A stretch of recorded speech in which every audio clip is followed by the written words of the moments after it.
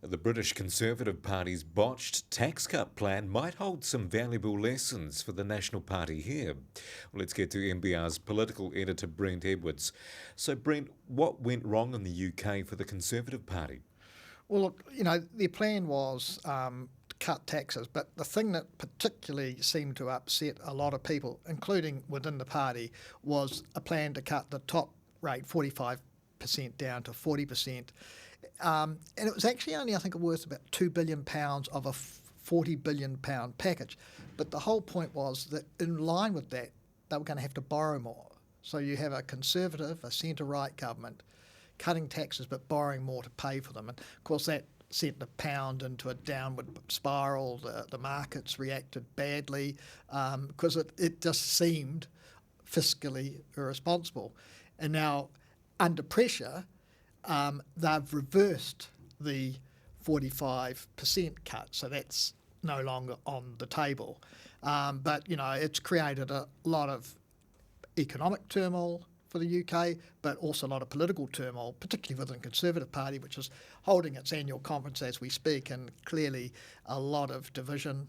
And I think the Conservative Party now 33 points behind the Labour Party in Britain, so looking likely to lose the next election if those numbers hold. And that's in the context of the British Labour Party is a mess as well. Is Liz Truss safe?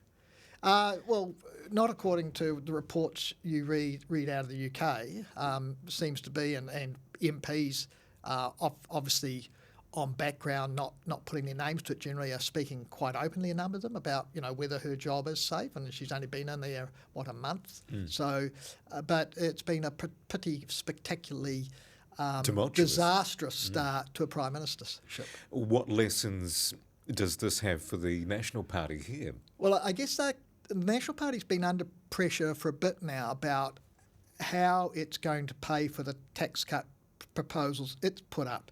Now, particularly, it's planned to dump the top 39% rate. And again, the government books are still in deficit, so would that go ahead with the government, with a national government still borrowing money? So in effect, would you be borrowing money to pay for a tax cut for the wealthiest income earners? And that was a problem in the UK. So certainly Christopher Luxon, National Party leader, is being asked about this a lot. National says it's not going to put out its numbers until next year, late into next year before the election, once it's seen the final sort of pre-election update. But it opens itself up, though, to constant criticism that its numbers don't add up. And remember, in 2020, it did have that sort of budget shortfall, that big gap, which kind of undermined its argument that it would be a better economic and fiscal manager. So it faces those difficulties. Look, Christopher Luxon might just think, no, that given where the polls are at, and recent polls show that there's a greater chance of a National ACT government than there is of a centre-left government after the next election, that he might not need to worry about that. But National does have a broader tax plan? Yeah, it does have a broader tax plan, and that is around raising the tax income thresholds, so the thresholds at which you pay those different rates of tax. So, and under that, everyone who's an income earner paying tax will benefit.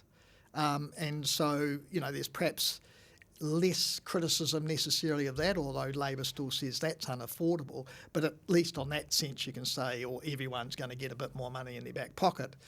Cutting the 39% rate only benefits those people earning more than $180,000 a year. Brent Edwards, thank you.